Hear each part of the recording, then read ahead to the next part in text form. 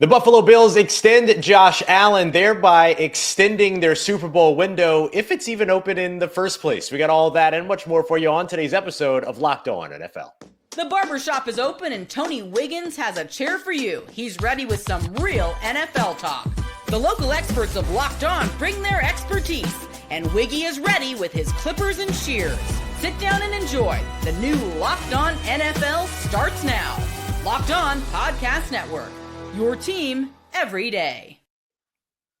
What's going on, football fans, and welcome into another episode of Locked On NFL, your afternoon show here in for Tony Wiggins. I am Ross Jackson, host here on the Locked On Podcast Network. And in the barber chair today is Peter Bukowski, host of Locked On Sports Today, host of Locked On Packers, looking to get, what do you want, like a fade? You want to get just a little fade. They cut it a little short on top last time I was in there, but yeah, usually you get a little a bigger fade in the summer. As the weather gets warmer, you got to get it a little shorter so that you can fade up a little bit better.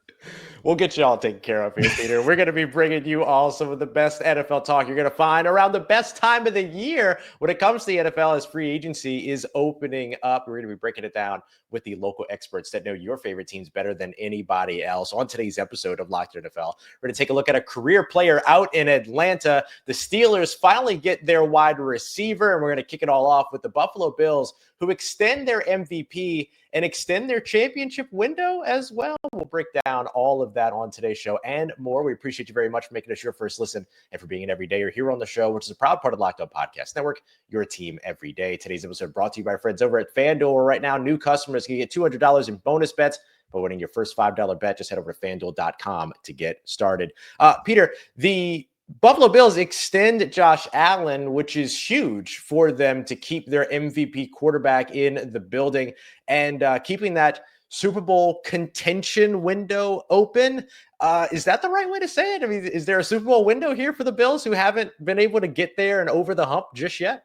I mean, let's not over-index losing to Patrick Mahomes in the playoffs, Facts. Right? Like, 100%. I think that's part of the problem here. And when you're thinking about, okay, the money and extending the quarterback, let's just remind ourselves the last quarterbacks to be the highest paid quarterbacks ever. It's Jordan Love. It's Trevor Lawrence. Jared Goff just got over $50 million. Tua Tagovailoa just got over $50 million. Like those are the quarterbacks we're talking about, not Josh Allen. Right. Like Josh Allen is unanimously a top 3 or 4 quarterback 100%. in the NFL. So these are the guys you pay. You have a shot to win the Super Bowl if you have Josh Allen. This team without Josh Allen, like, are they the Patriots? Like, come on. Like, this is I don't think this roster is that great. They are here because Josh Allen and the team they've built around his strengths are in Buffalo. This is, I think, to worry too much about Patrick Mahomes is worrying about the wrong thing.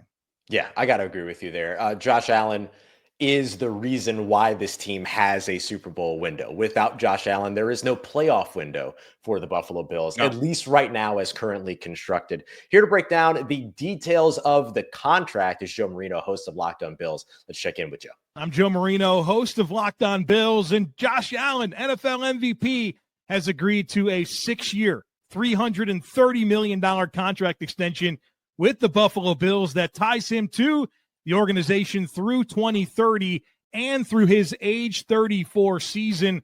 Look, we knew it was only a matter of time before the Bills got Josh Allen a pay bump, and they do it in a big way. A NFL record, $250 million guaranteed at signing. But look, this is still a value for the Bills.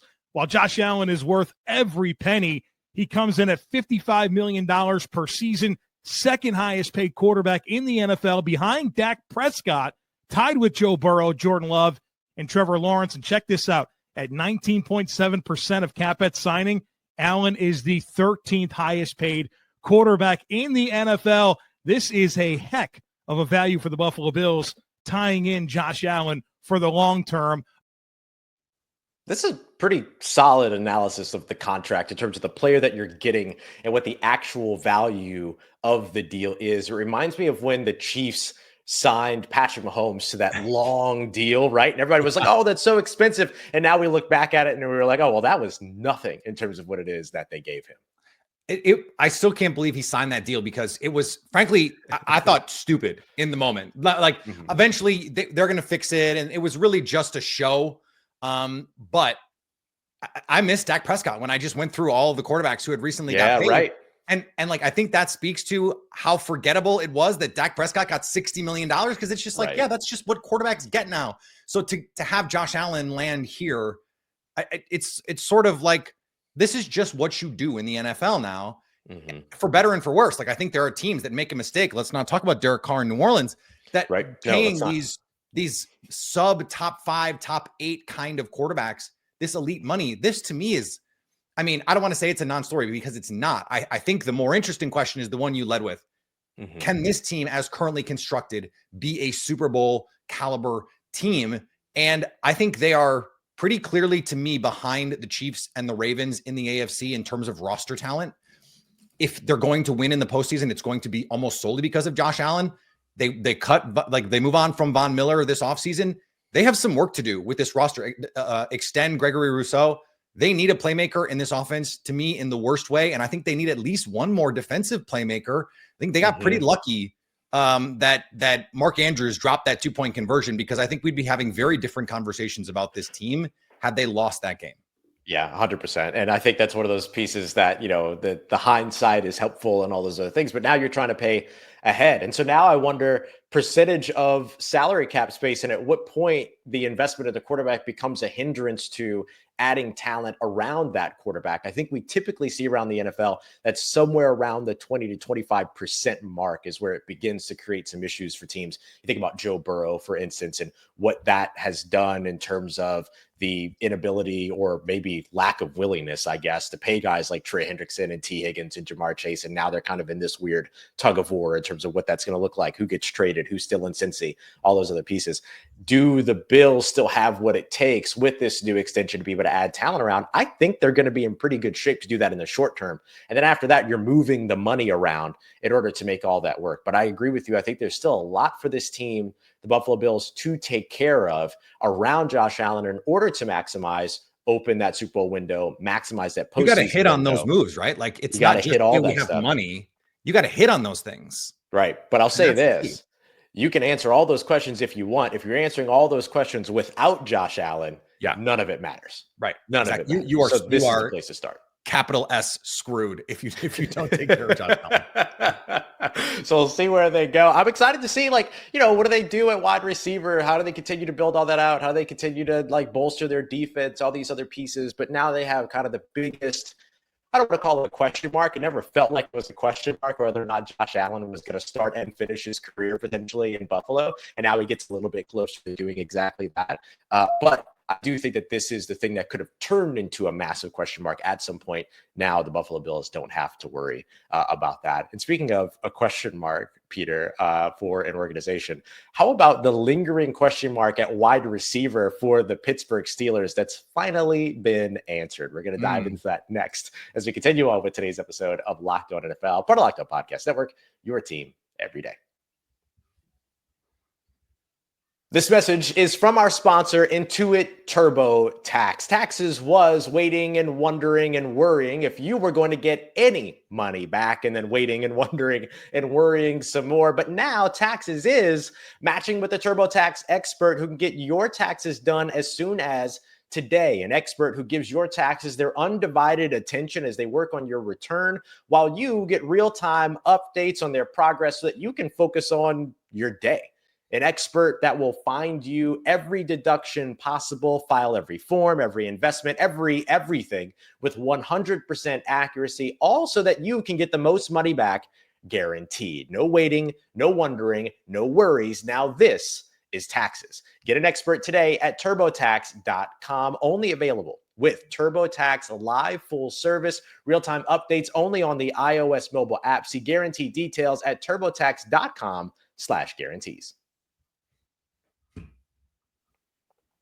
All right, everybody, continuing on with today's episode of Locked On NFL. Talk about a major question mark answered. How about the Pittsburgh Steelers trading for DK Metcalf and getting a wide receiver in the building before they even have the quarterback set in terms of what that position is going to look like for the team. But I got to tell you, our friend Chris Carter, very excited about this addition, Peter. Let's check in with Chris first, who no longer has to post SpongeBob memes because the Pittsburgh Steelers finally got their wide receiver. And now the big question mark is, how will DK Metcalf coexist with George Pickens? And Chris has a pretty good idea. Get ready for more deep balls and passing, that type of passing game to open up, especially if the team keeps George Pickens. Now, Pickens was right behind Metcalf with 31 targets on passes that traveled 20 or more yards and led the NFL with 577 receiving yards on those types of passes throughout the season.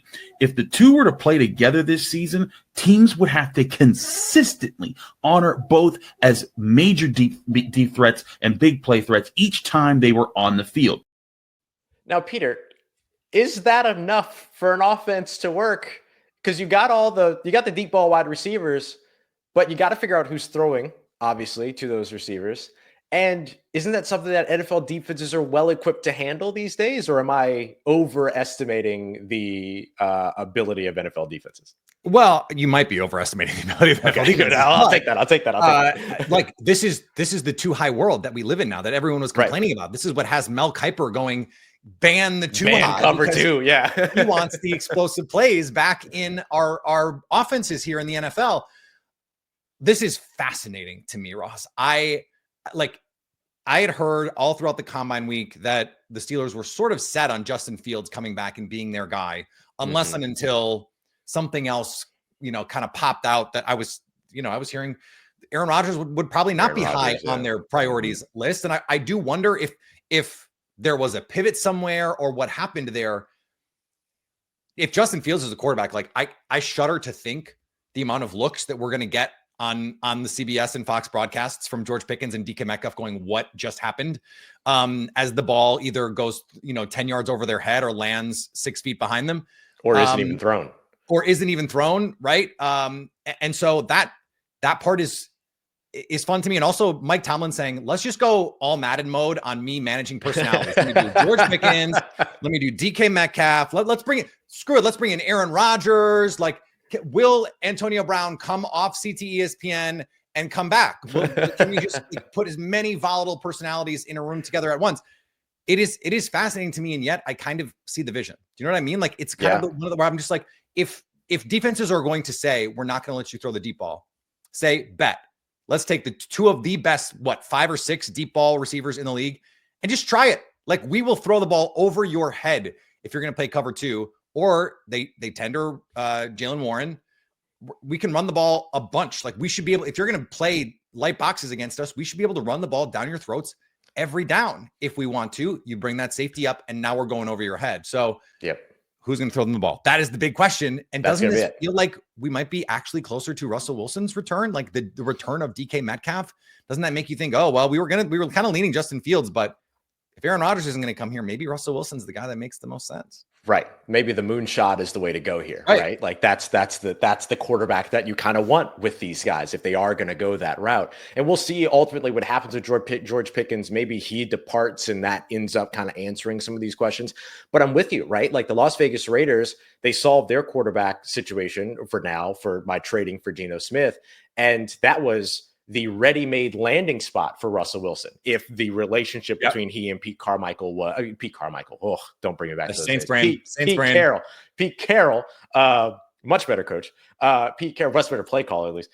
Pete Carroll ended up being, that was like, if that relationship was good, then that seemed like that would be the place. Now, all of a sudden, of course, there's still like Sierra, I'm sure still wants to go to New York. So there's a chance that they end up with one of those two teams. But man, like, these two guys with Russell Wilson and a solid run game, like that feels very much like, dare I say, it feels like the Seahawks of the past, right? Like that's what it was built. That's kind of how the Tyler Lockett and DK Metcalf component was with with at least a focus on the run game back in the day for the Seattle Seahawks with Russell Wilson. It feels like a similar build, if nothing else. I don't know if you're going to find the same success, Ross, but it feels archetypical.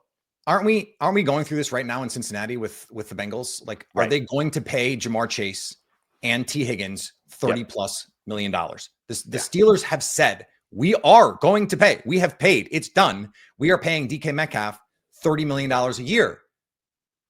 A Mike Tomlin team, a Pittsburgh Steelers team is going to pay 2 receivers at the top of the market because I don't think that they will. But this is what I'm saying. This is why. And are you sitting down?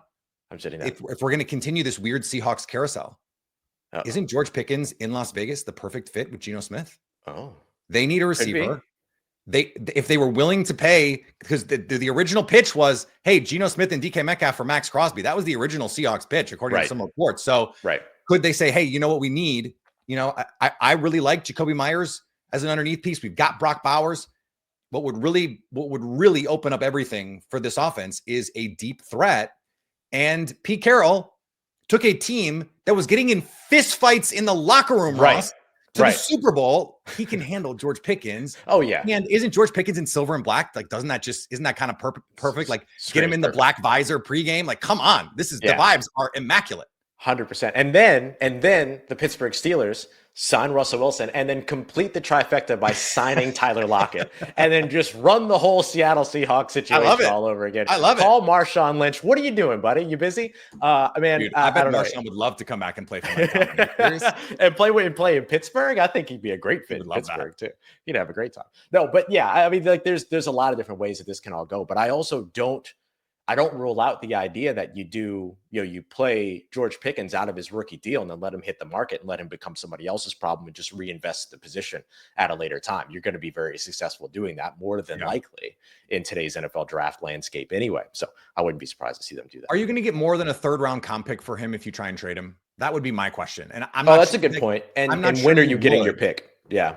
Well, yeah, I'm like, you could get it a year earlier, but I'm just like, given the amount of money you're going to have to pay George Pickens and the volatility that he brings, are you getting more in a deal now than you would if you let him walk in free agency, even though you get that pick now 2 years from now? Right. I kind of think, like, to your point, I like just like, let it play out. Let him play motivated, see what you can do, and then go from there. If you want to tag him, you can tag him, and you can do the Bengals T. Higgins thing and say, here's, whatever the tag is going to be, it'll be Texas with a $sign by 2026. But like the cap keeps going up, so who cares? Yeah. Yeah, that would be my vote. That's what I would do if I were Pittsburgh. But we'll see which direction they go. Continuously, always an interesting follow, the Pittsburgh Steelers, and of course Chris Carter over at Locked On Steelers. Real quick before we jump over to Atlanta, I want to take a detour over to Carolina. We're just going to kind of work our way down here. Yeah. The Carolina Panthers re-signing J.C. Horn, according to reports, it's a 4-year deal, and some of which say $100 million, $70 million guaranteed. I think this is another example of you have to pay cornerback money, like we talked about with quarterbacks earlier. But man, I have some concerns about this usage of money for a player that has not proven to be able to stay on the football field. I like J.C. Horn. I lot. I do too. But it's always, the devil is always in the details, right? We have to see, like, apparently there's rolling guarantees. It's 70 million in practical guarantees, not fully guaranteed money. Right. Very different. And so those are important distinctions to make. But I also look at like the Tommy Tremble deal, 2 years up to 16 million for a guy who's never even had 500 yards receiving in his NFL career. Yeah. I just don't understand what Carolina is doing just because you have these players and you used high draft picks on them. Who are they competing against to sign J.C. Horn to $100 million? Like, that's the part I don't understand. Like, you don't have to pay him at the top of the market just because he was a top 10 pick and up. That's not the way. I know I don't want to talk out of sides of my mouth because we did just do this with quarterbacks, but corners are not quarterbacks. Right. So, like, I don't think you had to do this contract this way right now. But I guess if you're Carolina, you feel like you have to pay a we suck tax. I don't know. Like, is that part of this? I don't know. It's got to be something like that. Like, they just don't want to lose the guy, right? I mean, they traded away Brian Burns. They don't have a lot left on defense. They've got so maybe it's just an overreaction in a way of like, oh, we don't want to lose this person that can be this lockdown corner or whatever, this cornerstone. But I don't know. I don't feel like this was a necessary level of commitment from the Carolina Panthers to J.C. Horn to get a deal done. Let me defend them for a minute. Sure. Somebody has to. You pay for future production, right? If J.C. Horn could stay healthy, he can make this deal worth it, I think. Like, I think he has the talent. I think we've seen this, not just like, oh, I liked him pre-draft, which I did. We've seen him on the NFL football field be a really good player when he's out there. He has the talent to live up to this deal. So if you're going to make the Panthers side of this, they see him in practice, they know what kind of guy he is. And by all accounts, and I heard this going back to the pre-draft process, everyone loves the kid. He works his butt off. And so when you're that close to the situation, I think you have a different perspective on it. Hey, this guy deserves it. We think he can meet this contract. Okay, I get it. This is not, we've seen guys get the bag where you just go immediately, there's no way they can play that contract. There's just no earthly, they're just not that player. Horn has that in his body. The question is his body going to let him do it?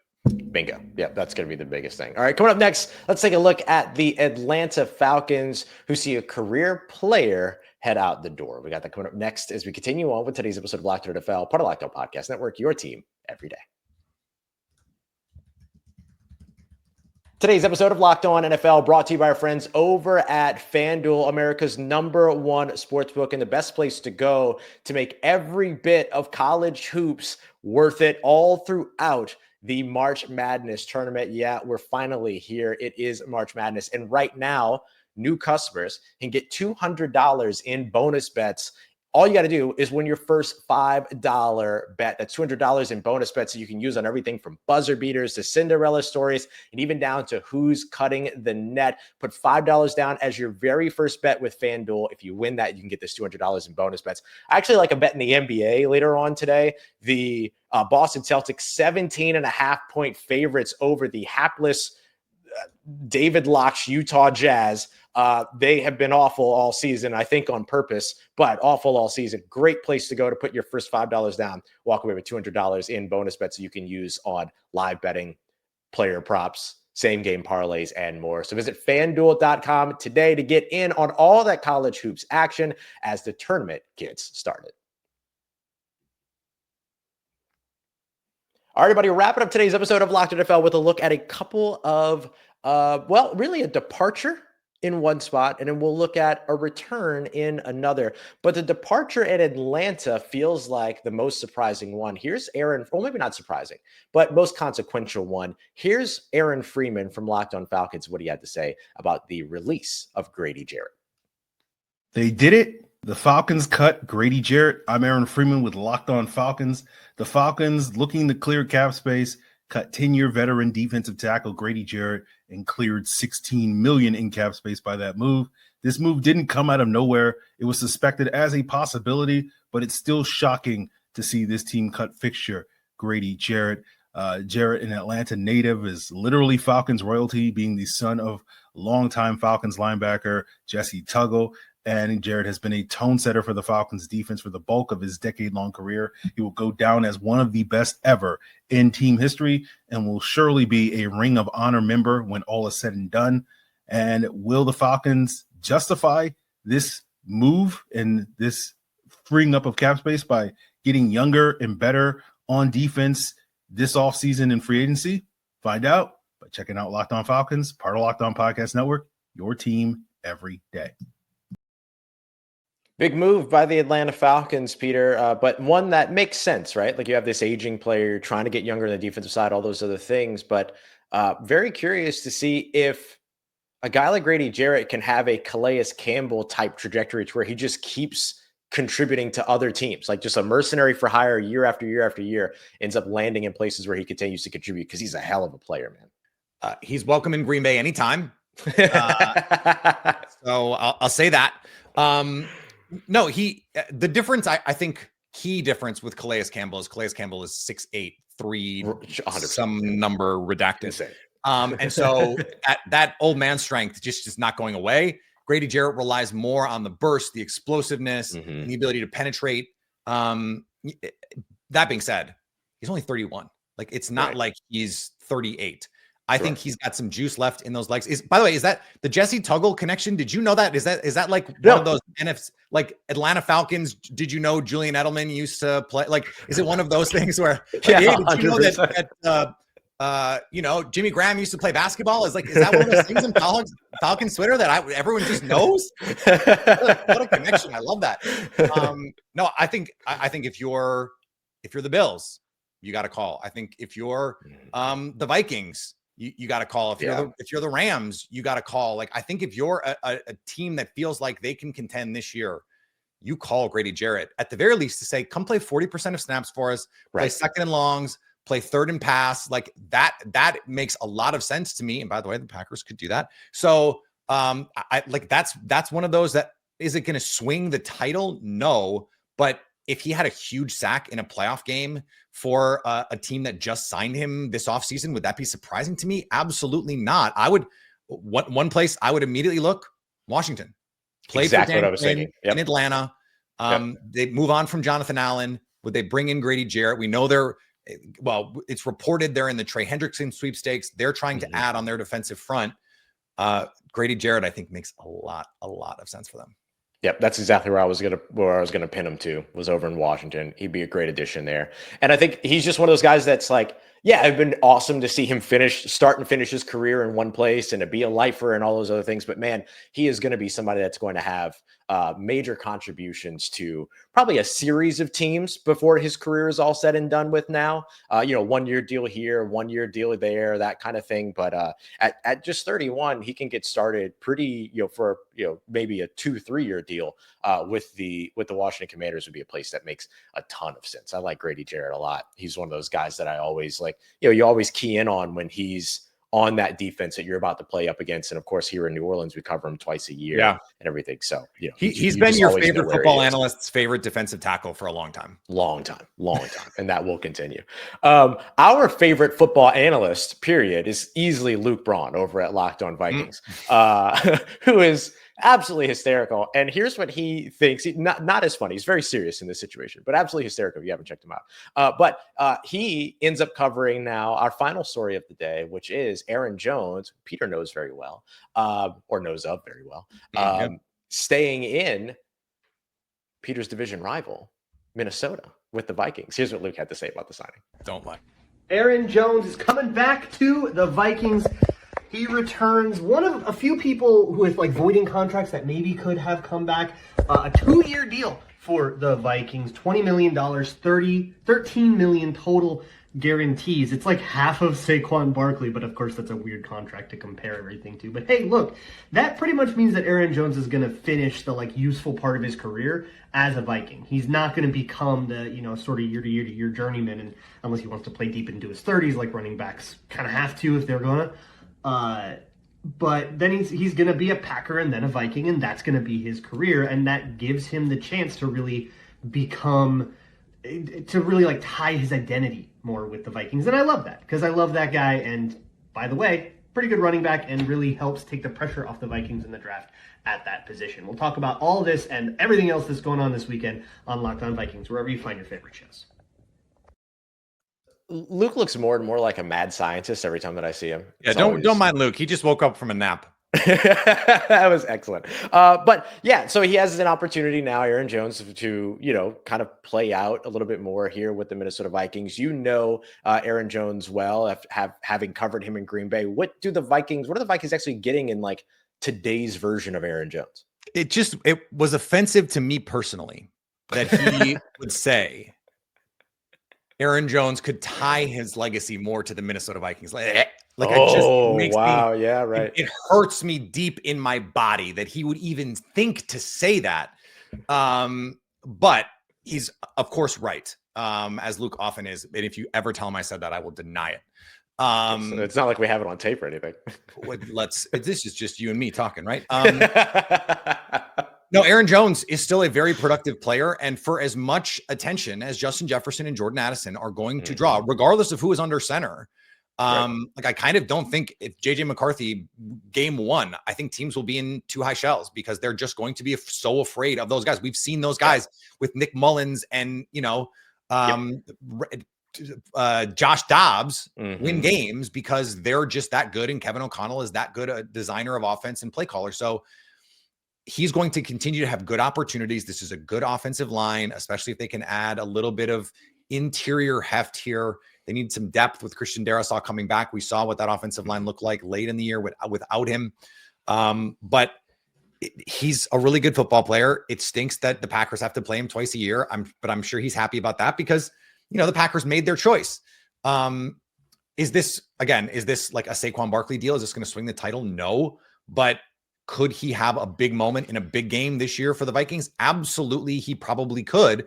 The problem for him, and I don't say this from a place of malice at all, because this has certainly been part of his story in Green Bay, is there were times in big games he played his worst, or he made bad decisions. The NFC Championship game in 2020 is a shining light of that. Had played as bad a game as I've ever seen him play.